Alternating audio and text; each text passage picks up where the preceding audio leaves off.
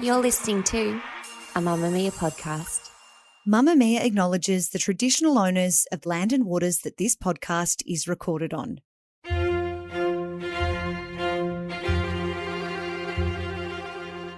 It's the 17th of September 2004. After 4 years of dating, 52-year-old Des Campbell and 49-year-old Janet Fisicaro are tying the knot. They'll make their vows in a simple and stylish garden ceremony at the River Gallery Inn, nestled along the bank of the Murray River in the northern Victorian town of Echuca. Civil celebrant Jennifer Whelan is officiating the day, but all isn't quite as it seems. Since meeting the pair, she thinks there's something of a mismatch. Des has planned the day according entirely to his own tastes and with little concern, she thinks, for Janet's preferences. Janet seems like a kind and humble woman, but the celebrant can't help but notice how Des, her soon-to-be husband, leers at other women in close proximity. Her instincts tell her that something is very wrong, but Jennifer Whelan is there to do a job, which she carries out with as much professionalism as she can muster as the ceremony gets underway. Welcome, family and friends. We've come together today to witness the promises in marriage of Des Campbell and Janet Fisicaro. Despite Janet's keenness to tie the knot, there doesn't really seem to be much physical contact between the soon-to-be newlyweds. No holding hands, no longing gazes or embraces, and perhaps most bizarrely, no photographer. Not a single image taken of Des in his expensive tailored suit, or his bride Janet with her bouquet of imported Singapore orchids, and her formal cream suit made by the local dressmaker months earlier. You may now kiss the bride. Aside from the bride and groom, there are only 3 people in attendance. The resort managers act as the 2 necessary witnesses, and after the marriage certificate is signed, they and Jennifer join Des and Janet for a lavish wedding breakfast. Thousands of dollars worth of canapes and vintage French champagne are consumed, and then within a couple of hours, it's all over. The whole day had struck the 3 guests in attendance almost as if Des Campbell didn't want anyone else to know about it. And after a night in the hotel's most expensive suite, the newlyweds returned to their life in Deniliquin.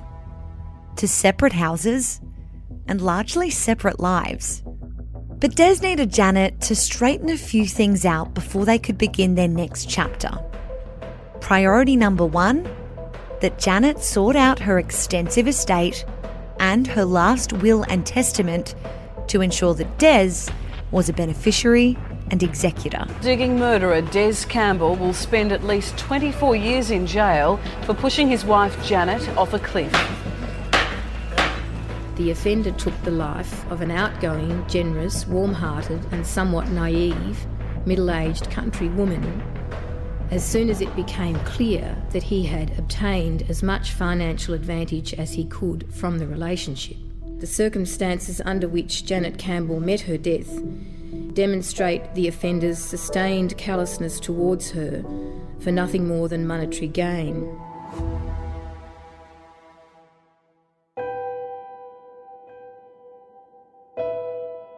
I'm Emma Gillespie, and this is True Crime Conversations, a Mamma Mia podcast exploring the world's most notorious crimes by speaking to the people who know the most about them.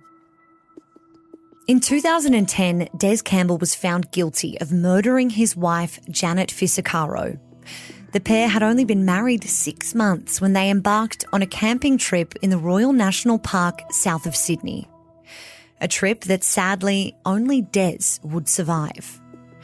Initially, he told police that Janet had fallen from a 50-metre cliff in a tragic accident. But investigators would soon come to realise that the 49-year-old hadn't fallen at all. She had in fact been pushed to her death by a man who stood to gain hundreds of thousands of dollars from her estate. Our guest today, Ian Shaw, is a prolific author of true crime and narrative non-fiction.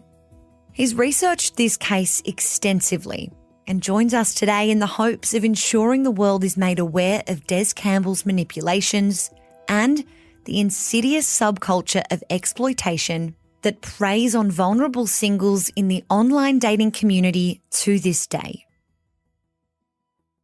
Ian, let's start back in the year 2000. What was Deniliquin like at that time, and how did a man called Des Campbell end up living there? Deniliquin in 2000 was like a lot of Australian country towns, a population, I guess, around 7,000, relied very heavily on the area's irrigation and rice farms. And like just about every town that size in Australia, there were things that happened a bit below the surface. It was a part of a much larger area where marijuana was grown. So there was a subculture of dealers and drug runners, and it was always there just below the surface. And around that time, there were 3 particularly horrendous murders of Deniliquin residents, a married couple and the woman's son from her first marriage. And they were clearly execution-style murders, a single shot to the head for each of them. The father, Stephen, had a lot of bullet wounds in his legs, and it appears that they were a message that you can run but you can't hide type thing. So Des Campbell arrived there in the wake of this triple murder that has never been solved as a paramedic, an ambulanceman, and he had a very colourful background, and it took the locals several months to work out who he was, and by the time they did work out who he was already causing mischief. What sort of mischief was he causing? He was basically a serial womanizer. He had a very checkered background, and the longer he was in Deniliquin, the more that background came to be known. And part of it was this sequence of serial girlfriends who all reported pretty much the same thing, that he was after their money, that he'd love them and leave them, that he was a charming character most of the time, but he had a violent temper. And it so happened that one of his previous girlfriends turned up in Deniliquin to live with him. That didn't last very long at all, and her story was quite interesting. She was an English policeman, and Des himself had been a policeman, an officer in the Australian Army in charge of a parachute platoon. He had left VicPol, Victoria Police, under a cloud over a fairly amateurish attempt at an insurance fraud. He also was involved in, when he was in the drug squad, with very questionable dealings with people related to the drug trade. He resigned from Victoria Police rather than be sacked. And next thing, he turned up in the United Kingdom, where he joined the police in Surrey and worked in a small village there. He met the wife of one of his fellow officers, in fact, a traffic warden named June Ingham, and they started an affair. He convinced her to leave her husband, to come to Australia, to set up house with him, and painted this rosy picture of the future. He drove from Deniliquin to Tullamarine Airport in Melbourne to pick her up, and had booked into the airport motel, and said to her after they'd unpacked and everything, "Well, how did the settlement with your former husband go? Did you get the money?" And she said yes. And he said, "How much?" And she said $50,000. And he was just furious. And basically he told her to pack her bags, put them in the boot of the car, drove down the Tullamarine freeway, I don't know how far, stopped, opened the boot, chucked the suitcase on the side of the road, opened the door for her, said, "Get out," and drove off. There's no saving grace to this story, but he did return later, pick her up, took her back and apologised profusely and said he was in shock because he actually thought she would bring enough money to set them up for life and yada, yada, yada. She accompanied him back to Deniliquin, and at one stage, I don't think they'd been there too long, might have been 3 months, perhaps more. She wanted to go back to England to finally settle all her affairs from the divorce and the sale of the house and those kind of things. She went back, and while she was back in England, got a text message from Des Campbell saying, "You dropped." She was heartbroken, and one of the few who wasn't prepared to take it lying down. She harboured the dream that one day she'd get even with him, or at least let him know how much hurt, how much pain she suffered because of his actions. Meanwhile, back in Deniliquin, Des was cutting a bit of a swathe through the local female community. He gained quite a strong reputation as someone who would hang out at the bowling club and the RSL, and they used to have nights. The terminology was grab a granny night, and there were nights where single women of all ages would go along. There'd be live music or there'd be some kind of entertainment. Des would turn up at those and try and pick up the wealthier older women. He continued to do that, gaining a reputation, all the while behaving quite bizarrely. He loved taking films and still photos of his sexual partners, these women he picked up, and would show them to other people where he worked, the other ambulance paramedics, and most of them were put off by it. The women who worked there, whether they were paramedics themselves or nurses at the Deniliquin hospital, were physically not revolted, but seemed to pick up that the guy was just a very, very sleazy, ordinary character, and would step back from him, except for one woman, a woman named Janet Fisicaro. So Janet Fisicaro had lived in Deniliquin her whole life, unlike Des. What can you tell me about her? Where was Janet at in her life before she met Des? Yeah, Janet's family had lived in Deniliquin and surrounds for lots of years. She came from a very close-knit family. She had two sisters and a brother. They all lived in or around Deniliquin. And when she was quite young, she met an older man named Frank Fisicaro, who was descended from Italians who'd moved to the area in the 1930s. And he was a wonderful man. He was a very successful farmer. He was a loving husband. They married early 80s, had one son. Then I think about 13, 14 years into the marriage, he suffered a massive heart attack and died.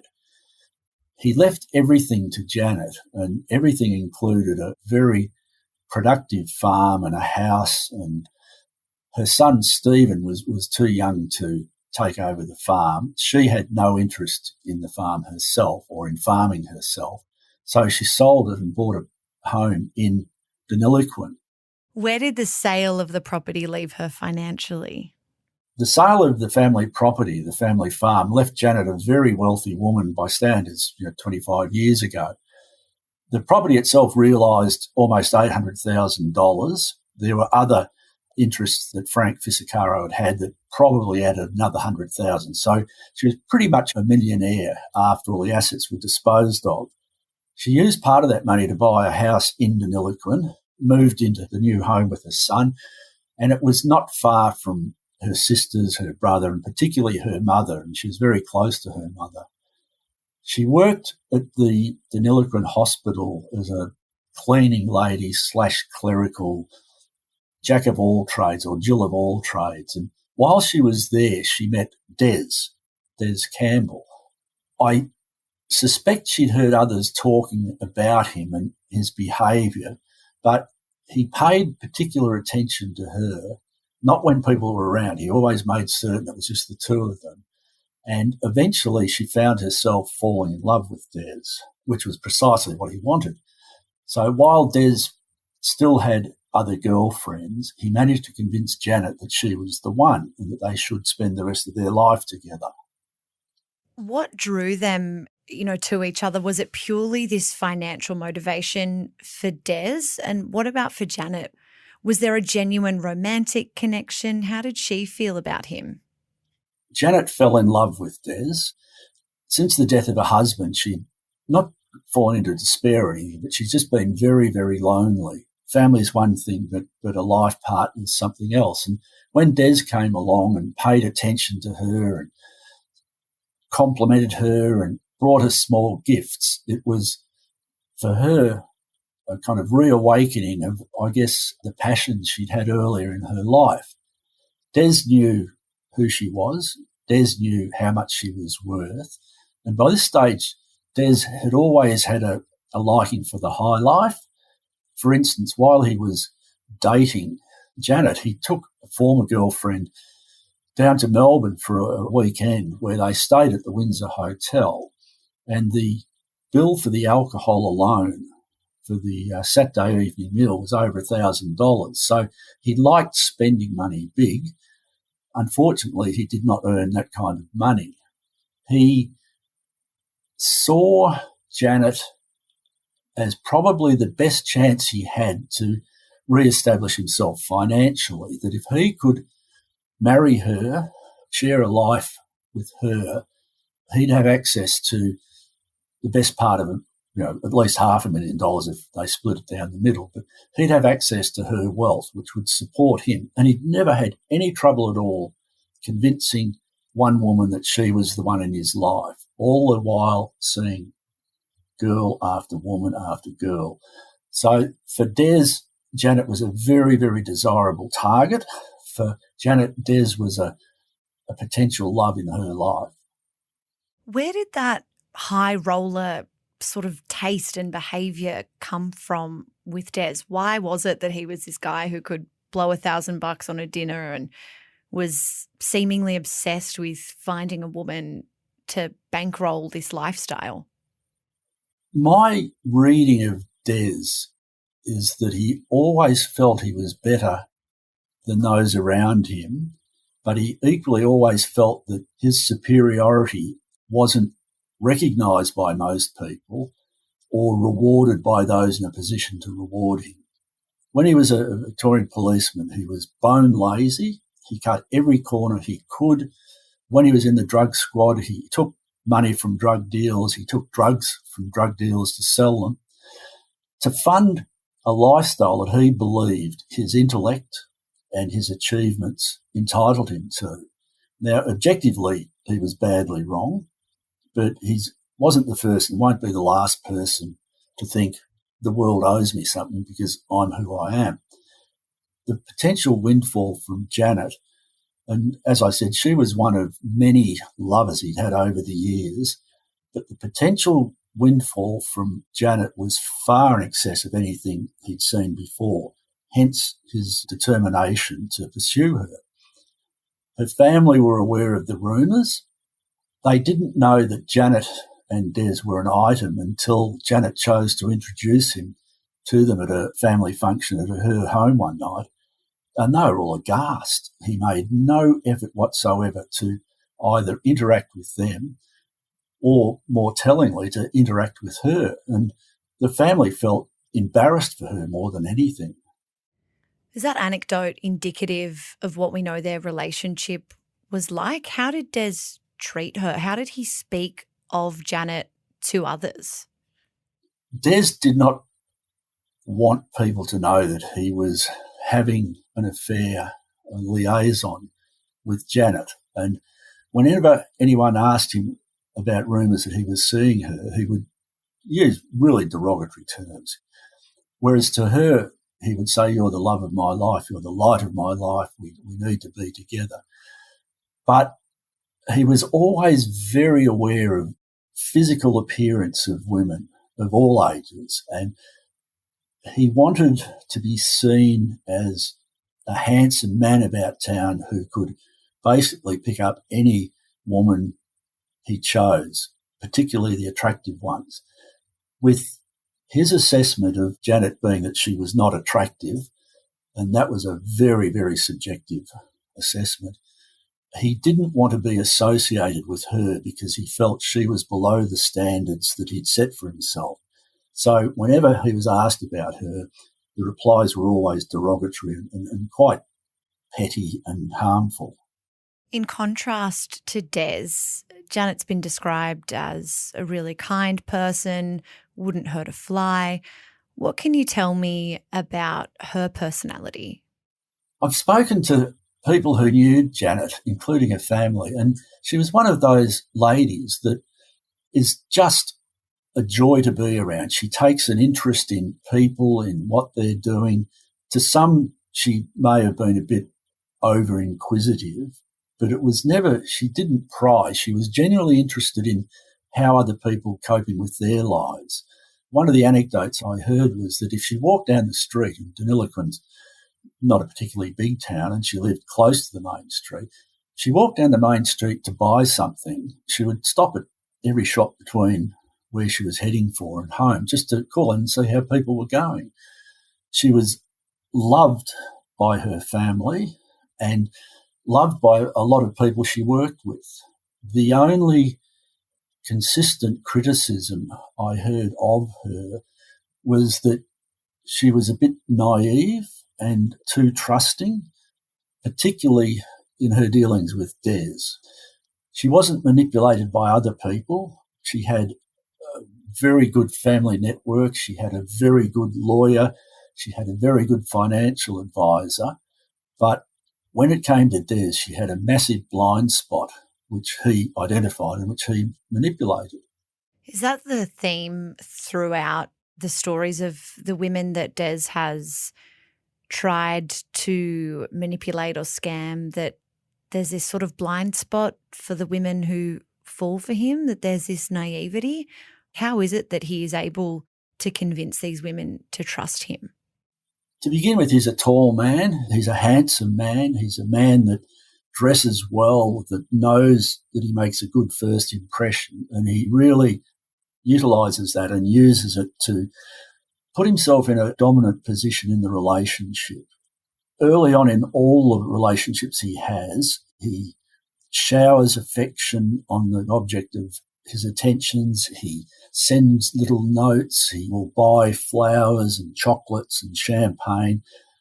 And a lot of the women he met, because he was a regular online dating site attendee, a lot of them in that scene, it was about sex. It wasn't about long-term relationships. And the ones that he had relationships with, many of them recognised it for what it was and recognised him for what he was. And again, amongst the people I knew who spoke to him, the number of women who said he was a player just struck me as quite extraordinary. And I think the more sophisticated women he dealt with saw him for what he was, and if they were in it just for the same as him, just for a short-term physical relationship, it didn't worry them at all. The ones who tried to get into a longer-term relationship with eventually realised who he was, what he was, and the relationship would end. Is it fair to assume he was not faithful to Janet through their relationship? Do we know for sure? Yeah, we do know for sure. I mentioned the trip to the Windsor Hotel in Melbourne took place after they agreed that they were engaged. She didn't tell her family, but he kind of celebrated the consummation of their relationship by going to Melbourne to consummate another relationship. And that went on. And two more examples are he decided they'd marry, went and saw a marriage celebrant in Echuca, said this is what he wanted, then phoned back and said, no, it's off. My fiance's betrayed me. Then a couple of months later, it was on again. And he took Janet down to Echuca to meet the celebrant and to have a look at the venue where they'd marry. And the celebrant, who was a mature, very smart woman, said she's never felt as uncomfortable as she did meeting them, because Des treated Janet like she was a piece of furniture. She had no say in any of the arrangements. And yet, while he was doing that, the celebrant felt he was sizing me up. He was looking at me like a piranha would look at a bit of meat dropped in the water. That she felt uncomfortable, physically uncomfortable, when he came close to her. And that was the response of a lot of mature women I spoke to, women who'd seen a lot of life, just did not like the look of him one bit. In terms of their wedding, they, as you mentioned, became engaged after a few years of dating. Why was Janet's family kept in the dark about the wedding? What do we know about that point in time? What we know is that Des hated them. They loathed him and he hated them. So he wanted nothing whatsoever to do with them. He would say from the time he was introduced to them until many years later when asked about them, his whole response was to call them interfering pricks. And he tried to cut them out of Janet's life because I think he recognised what they thought of him. And because she was so close to her sisters in particular, he did not want to run the risk of losing Janet because her family pull was much stronger than anything he could counteract it with. So by cutting off or limiting her access to her family, especially by telling her, don't let them know we're going to get married, that was the buffer he used to keep them at a distance that I think had from early after they became an item, had he allowed Janet to tell her family that they planned to marry, it wouldn't have happened. I think the pressure from her family would have been so great that sooner or later she would have buckled to it.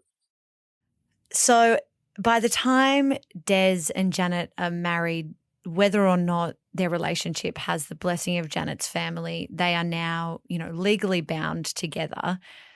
At what point did Janet change her will?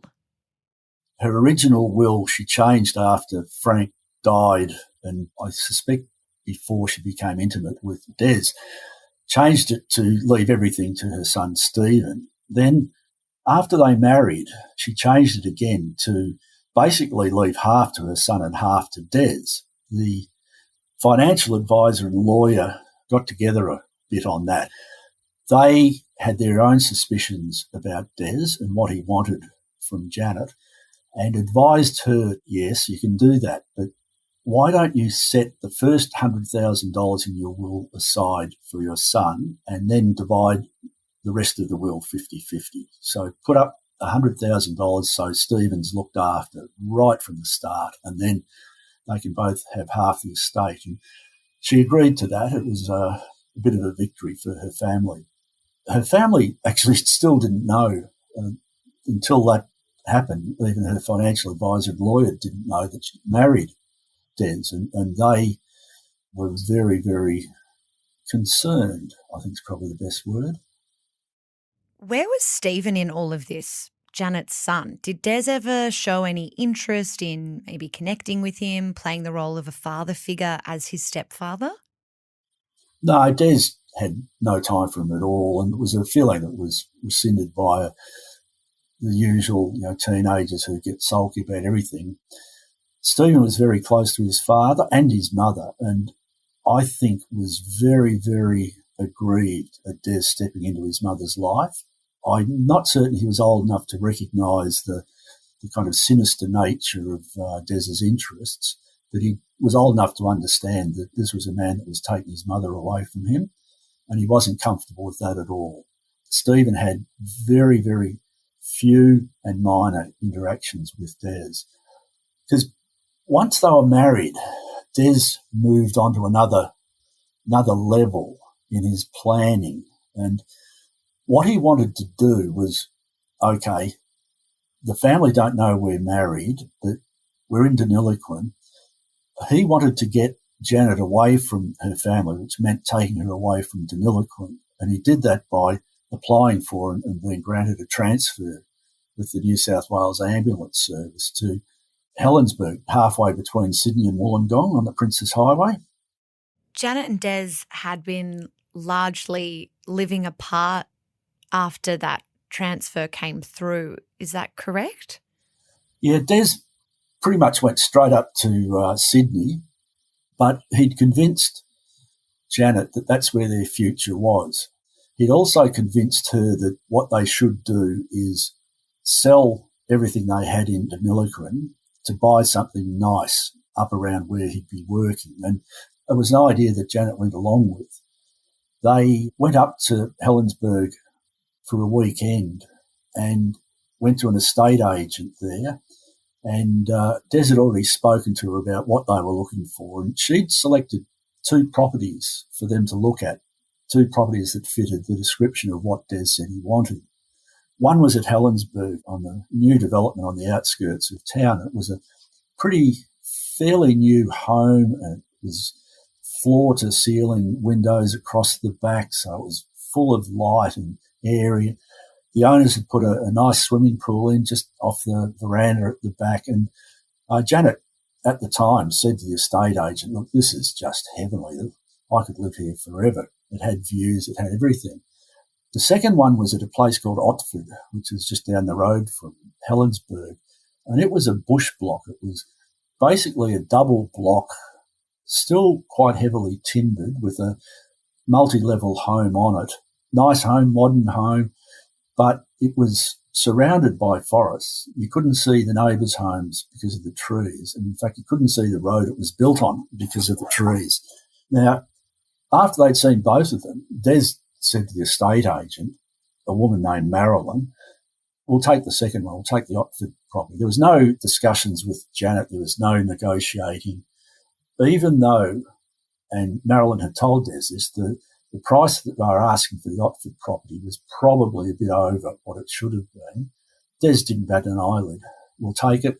Then said to Janet, you've got the credit card, pay a holding deposit and we'll move forward from here. So that was the kind of manipulative person he was. And it was interesting to me that when I spoke to Marilyn, she had the same response as the wedding celebrant, that she just felt that he was sizing her up all the time, that he was undressing her with his eyes and almost licking his lips in anticipation. And she was very, very uncomfortable around him. She thought Janet was wonderful. So, yeah, they bought quite a lovely property at Otford. Before Janet had even moved in, she's tying up her loose ends in Deniliquin, preparing to relocate, to live in this home with her new husband, presumably, hoping for a happy life there. He had already had another woman over into that home. Is that correct? Yes, yeah, it was a European woman, or a woman born in Europe, a very attractive Croatian woman. He'd struck up a relationship with her some years previously, and she lived in Sydney. So as soon as they bought the property or settled on the property and he was living in it, he invited her down for a week. He had some other female contacts up there and he started getting in touch with them as well.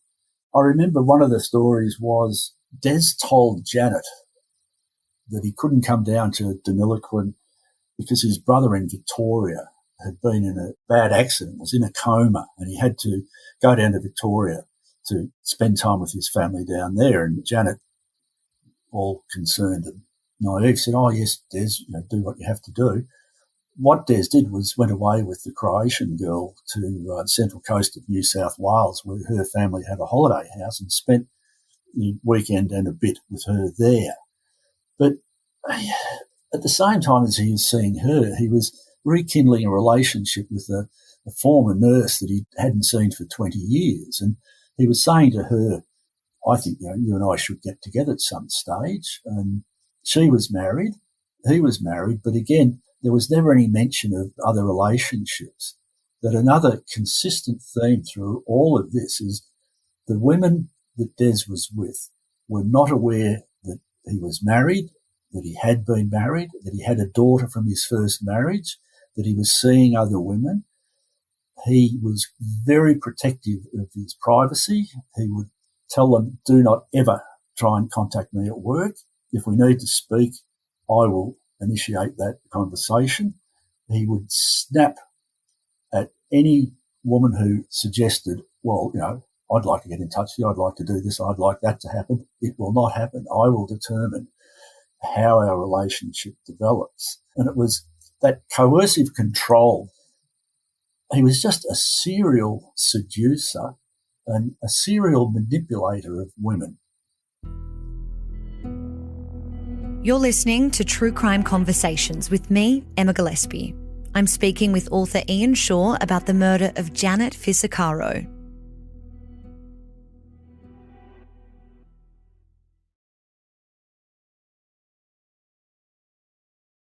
And I want to jump to Easter 2005. Up until this point, Des's crimes have existed in, the grey of a morally corrupt sort of a person, aside from fraud and possible financial oversteps or crimes. But everything is about to change when he heads to the Royal National Park for a camping trip with Janet. Was it out of character for Janet to go camping? It was very much out of character for Janet to go camping. It was very much out of character for her to go bushwalking. Des was an experienced bushwalker and camper, and because he was a paramedic, his training would involve abseiling and lots of rescue scenarios.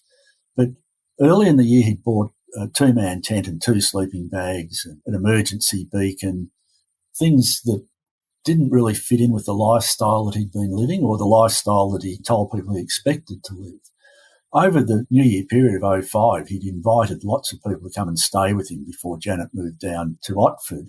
But as Easter approached, the week before Easter, Janet, still in Deniliquin and having sold both her home there and an investment property that she'd put some money into, Des arrived in Deniliquin middle of the week. They started packing up everything. All her stuff went into plastic bags to take up to Otford.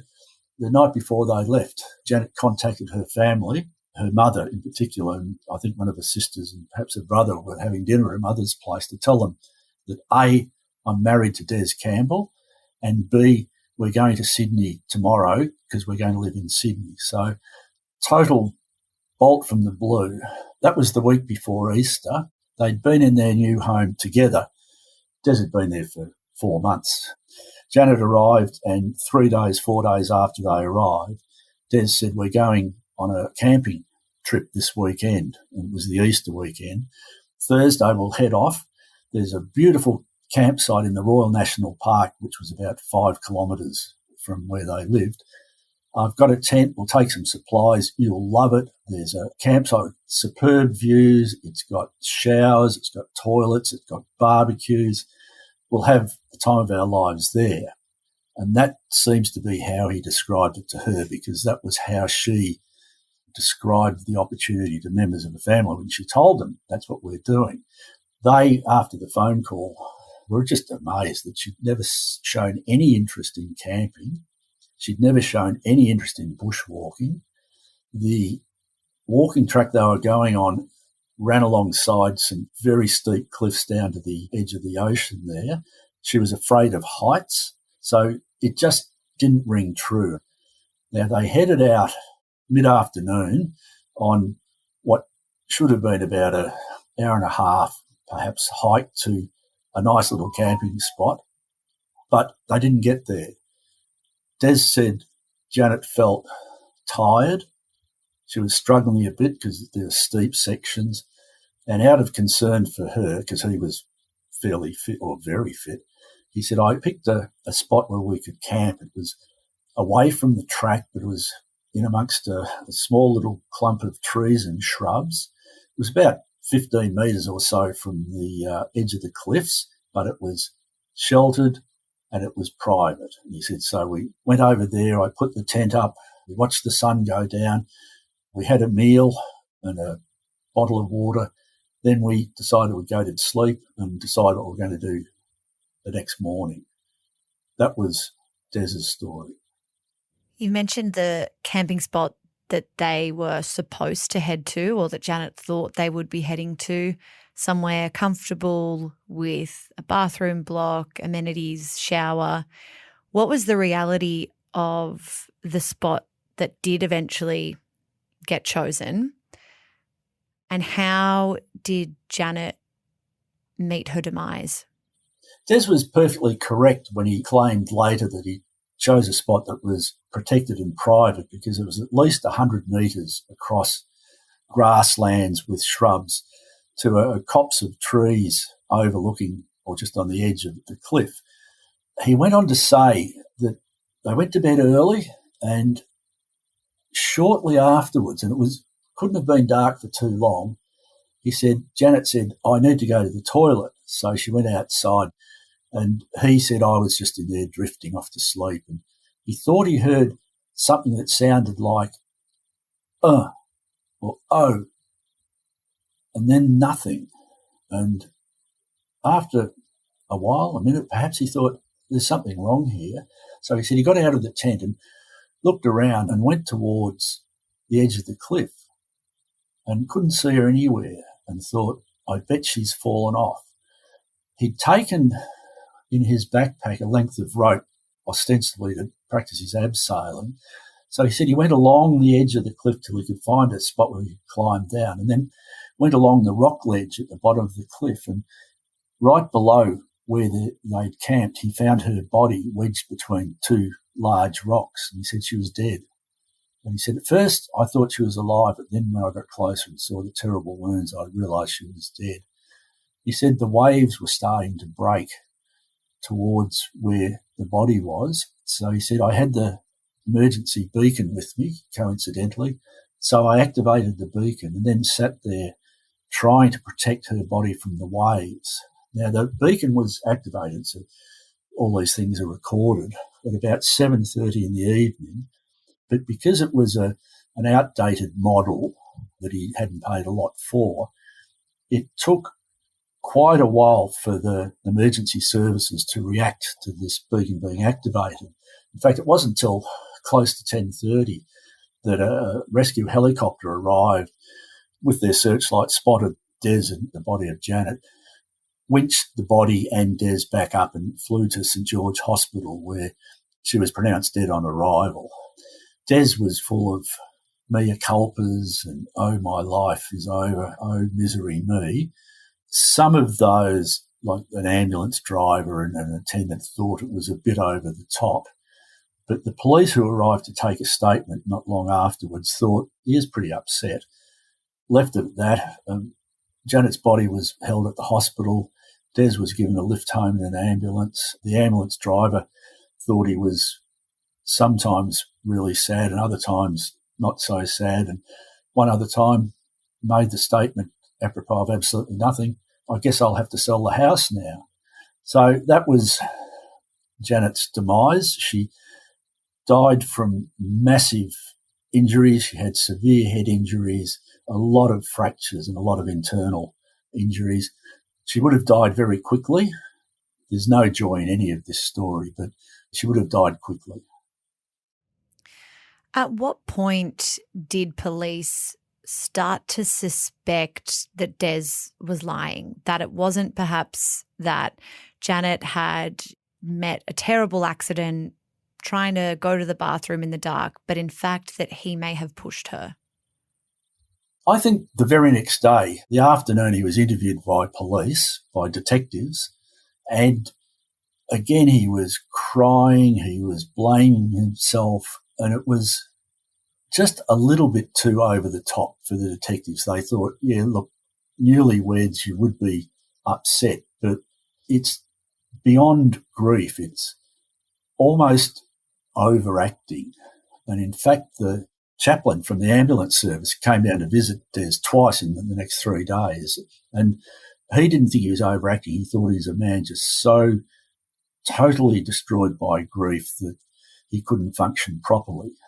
Des's brother Neil came up from Victoria, and he felt the same, that Des was drinking heavily, was crying. That was all an act. While he was trying to convince the world that he's this grieving husband who has no reason to go on living without the love of his life, he was organising weeks away in Townsville with the Croatian girl. He was looking at Janet's insurance policy. He was phoning Marilyn, the estate agent, inquiring about selling the home, how much he'd get for it, speaking to his own lawyer, asking the lawyer to access Janet's will and give him a figure of what he could really expect as a payout from the will, doing all those things, but doing them behind the facade of whenever anyone was there, oh my, my life is over type thing. So it was basically an over-representation of grief by a man who thought he was getting away with it and was planning what he would do with the money. The police weren't happy with the way he presented himself, and they were even less happy when their forensic detectives or the forensic squad examined the scene where they'd camped. The ranger who accompanied them said he could not think of a worse place to camp. It was an area Des was familiar with. As I said, he was a bushwalker. He'd been through there before. The police and the rangers looked at the site. It wasn't a straight drop-off. There was an angle down to the edge of the cliff. They found a footprint, one of Janet's footprints, near the edge of the cliff, and they found a shrub that overhung that edge of the cliff with a branch that had been broken off. And they looked at the angles and decided that if someone had been walking down that angle, which increased significantly for the last metre or two, they would have been able to stop. They would have been able to use their feet to stop before they got to the steep bit and went off the edge. The only way they couldn't have stopped themselves was if they tripped or they were pushed. And there was no indication that Janet had tripped. There was nothing really for her to trip over. And they thought it was more rather than less likely that she'd been pushed. And the only person capable of pushing her in the area to push her was her husband, Des. So almost immediately a strike force, salt water, was formed, and a couple of detectives were assigned to the case. They conducted wide-ranging interviews in Deniliquin, in Melbourne. At one stage, two of them flew to England, flew to Surrey and spoke to the police there about his behaviour when he was a UK policeman, and were strongly of the opinion that Des had murdered Janet. Were there any other indicators of premeditation? Do we know if Des was inspired by any other similar crimes? Is this something he'd ever spoken of? Des had studied earlier a case in England, a similar case where a woman had fallen off a cliff while walking with her husband. He inherited a £500,000 insurance policy. There were no witnesses, and while it was proved that the husband was a serial womanizer and in some financial stress, because there were no witnesses and the forensics were 50-50, he was found not guilty of murder. He claimed she slipped and fell because if it was a suicide, the insurance policy would have been voided. And they knew that Des had studied up on that case, on both the forensics and the financial implications of suicide versus murder versus accident. So they felt that he'd murdered her. They looked for something that would tip it over the edge of balance of probabilities into, yes, we can charge this man, but nothing was there. So for 2 years, Des lived a life as if nothing had ever gone wrong for him. It would come unstuck, but before it came unstuck, Des had remarried, had 2 children. He'd transferred with the ambulance service from Helensburgh down to Barmer, which is not all that far from Deniliquin, and were living there keeping a very, very low profile. So what was the breakthrough? What was it that eventually made this case come unstuck? There was a case in Sydney of another death by falling from a cliff at the Gap in Sydney near South Head, and the forensics in there convinced a jury that the woman who died had been pushed. And that was a bit of a pick-me-up for the Saltwater Task Force or Strike Force detectives. And they brought the physics professor who'd given evidence in that case in to look at what they had.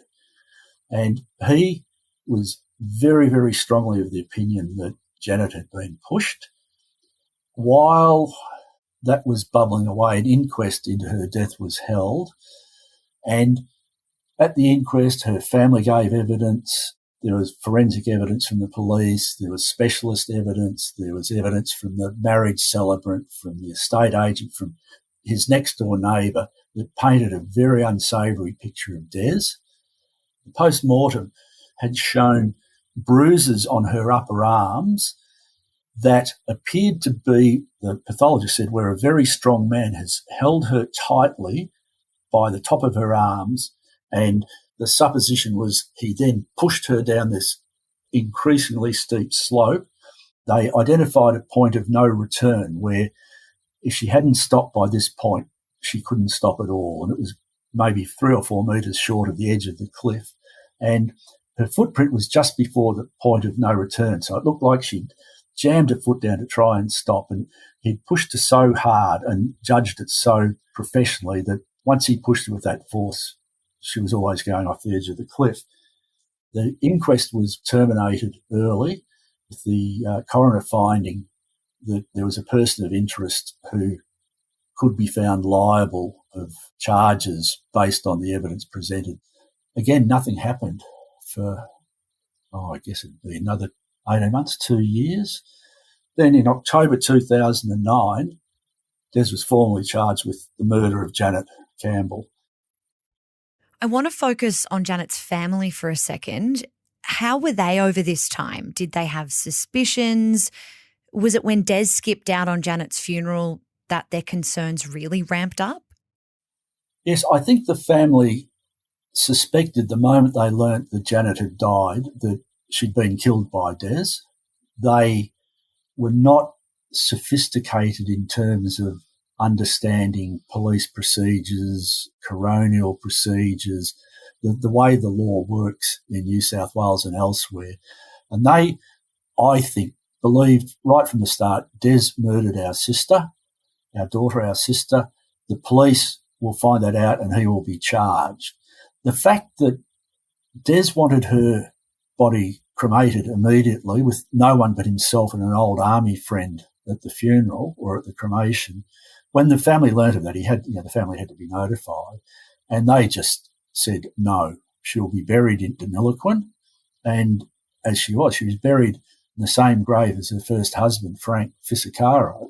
And Des didn't turn up at the funeral, partly because I think he believed he'd be ridiculed and perhaps physically threatened, but partly because he wanted to go away with another one of the girlfriends.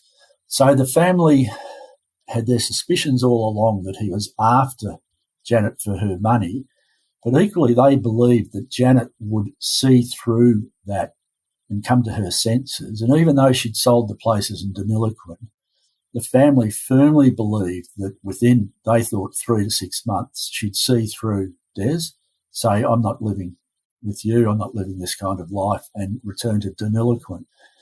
Her death was a shock to them, but to be brutally honest, I'm not certain it was totally out of the blue. 6 years after Janet's death, Des is found guilty. What can you tell me about that day? The prosecution was conducted by Mark Tedeschi, senior counsel, who's quite renowned as a prosecutor, and he did a job par excellence. He walked the jury through motive, he walked the jury through Des's background, he had the jury visit the campsite and where Janet had gone off the cliff. They were fitted with safety harnesses so they could test themselves going down the incline, all those things. And the professor, his name was Rod Cross, gave forensic evidence that left very little doubt as to what had happened. And with the bruises on the arm, they were brought up. The defence said, could those bruises have occurred when she hit something as she was falling down the cliff face? And the answer was, yes, they could have. The fact was, I don't think she did hit anything going down the cliff face. Her body was found quite a distance out from the base of the cliff. And if she was pushed and hit the edge of the cliff at any speed, her body was found where you'd expect it to be found. A lot of evidence was offered up about Des's lifestyle, his manipulative character, what he'd done in the past. In all, 45 witnesses were called for the prosecution. The defence relied very much on, okay, Des is a cad. He's a gold digger, a money grabber. He only sees women in terms of manipulation and outcomes in his favour. But there are lots of men out there like that, and that doesn't make a person a murderer. And that was the point at which the jury retired. And The jury actually asked to go back to the campsite and examine it once more. Shortly afterwards said it wasn't unanimous. The judge said, I'll give you another chance to make it unanimous. It was 11-1, and they came back, I think it was about an hour later, and said, yeah, unanimous verdict of guilty.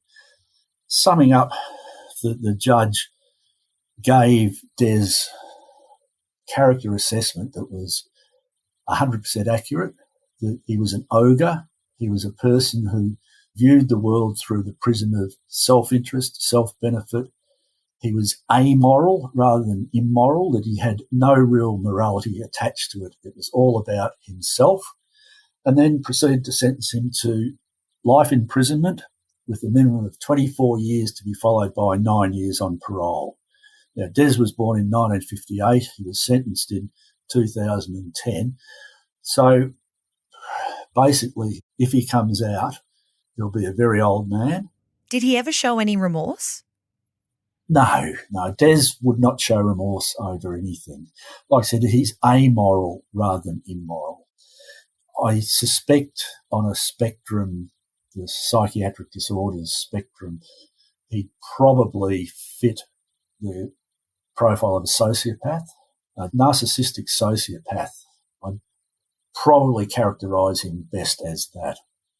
My last question for you, Ian, having worked so thoroughly on this and knowing people who knew Janet themselves, can you speak to the sense of relief after 6 years of trying to hold this man to account, so much circumstantial evidence?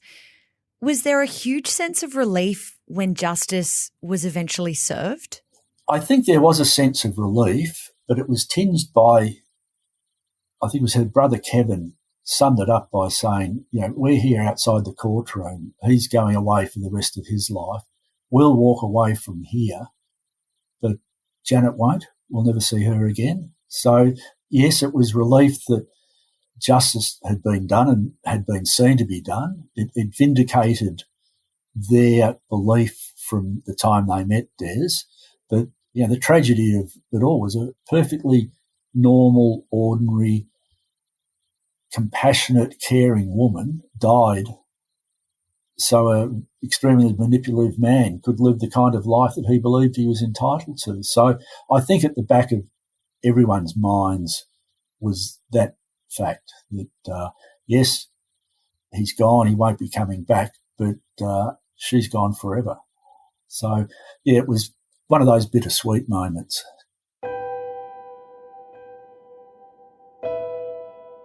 Thanks to Ian for his assistance in telling this story today.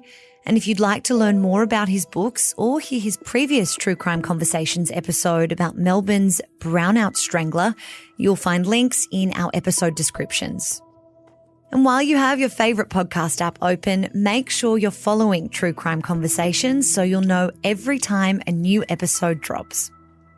True Crime Conversations is a Mamma Mia podcast produced by me, Emma Gillespie, with our executive producer, Gia Moylan. Our audio design is by Rhiannon Mooney.